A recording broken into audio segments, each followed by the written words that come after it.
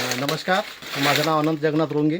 मी रुईखेडला राहतो आणि मी एक इलेक्ट्रिशियन आहे, सोबत शेतीसुद्धा करतो. तर हे माझं बनानाचं शेत आहे.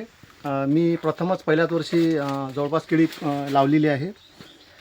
तर हे केळी ज्यावेळेस मी लावली होती त्यावेळेस केळीचं जे बन होतं ते चांगल्याच प्रकारे होतं, परंतु तणानं वगैरे थोडं कम म्हणजे हे झालेलं होतं.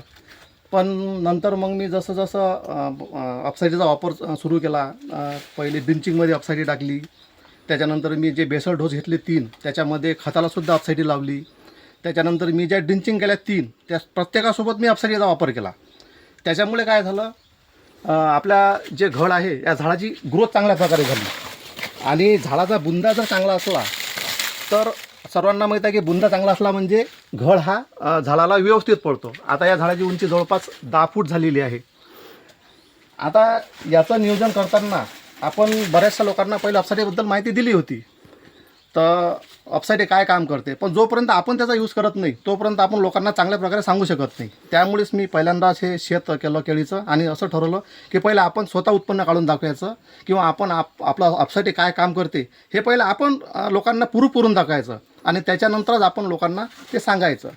तर मला खूप आनंद होत आहे की बा मी ज्या अपसाईडीचा वापर चांगल्या प्रकारे केला आणि इमानदारीने नित्यनियमाने केला, त्याचा मला रिझल्ट मिळालेला आहे. हे तुम्ही पाहू शकता.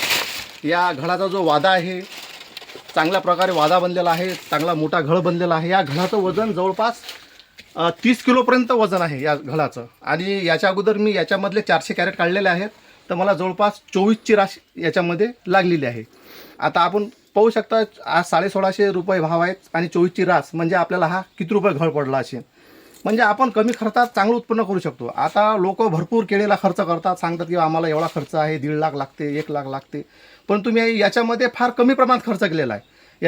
याच्यामध्ये मी आतापर्यंत जवळपास 70,000 रुपये एकरी खर्च केलेला आहे. आणि एवढ्या कमी खर्चातही तुम्ही बघू शकता माझ्या बनात चांगल्या प्रकारे घडं आहेत. आणि असा वादा मला तरी वाटते की बा असेल कोणाच्या बनामध्ये, पण आतापर्यंत अतून एवढ्यात तर मी एवढा वादा बघितलेला नाही आहे की बा एवढ्या प्रकारे लंब केळ आणि एवढा प्रकार. याच्यामध्ये जे मी 400 कॅरेट काढले त्याच्यामध्ये एकही बीचा कॅरेट निघालेलं नाही आहे. सर्व माल हा 1 नंबरमध्येच गेलेला आहे. हे सर्व शक्य झालं अपसाईडीमुळे.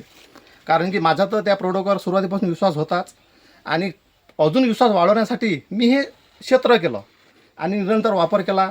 जे किडीवर मी स्प्रे काढले, पत्त्यावर जे स्प्रे काढले वरून, त्याच्यामध्ये अपसाईडीचा वापर केला. त्याच्यानंतर आताही सुद्धा मी जे ड्रिंचिंग करत आहो वॉटर सोल्युबल, त्याच्यामध्ये सुद्धा अपसाईडीचा वापर नित्यनेमान करत आहो. त्याचा मला हा चांगल्या प्रकारे रिझल्ट मिळत आहे. आता जे वातावरणामुळे जे आता अजून एक सांगू इच्छितो की आता जे वातावरण समजा जवळपास आपण बघतो की जिकडे तिकडे वादळी परिस्थिती आहे आणि जिकडे तिकडे वादळ होत आहे. आमच्याही क्षेत्रातसुद्धा 17 तारखेला चांगलं मोठं वादळ झालं. बऱ्याच लोकांचे कोणाचे 300 झाडं, कोणाचे 400 झाडं, कोणाचे 500 झाडं एवढ्यापर्यंत कोणाकोणाचे झाडं पडलेले आहेत. पण अपसाईडीमुळे आपल्या बनात काय झालं, मुळा घट्ट झाल्यामुळे, मुळा हा याच्या लांबल्यामुळे आणि घट्ट झाल्यामुळे हे झाड एवढ्या वजनातही एवढ्या वादळातही हे कायम आहे. माझ्या मनात आता तुम्ही बघू शकता एकही सुद्धा झाड पडलेलं नाही आहे. सर्व झाडं हे माझ्या मनात उभे आहेत. म्हणजे अपसाईडीमुळे आपण किती बेनिफिट घेऊ शकतो हे आपण या माध्यमातून पाहू शकतो की ज्या लोकांची झाडं पडले, ज्यांचं नुकसान झालं, आपल्या मनात एकही सुद्धा झाड पडलेलं नाही आहे. आणि एवढे मोठे घड असूनही झाड हे सशक्तपणे उभं आहे.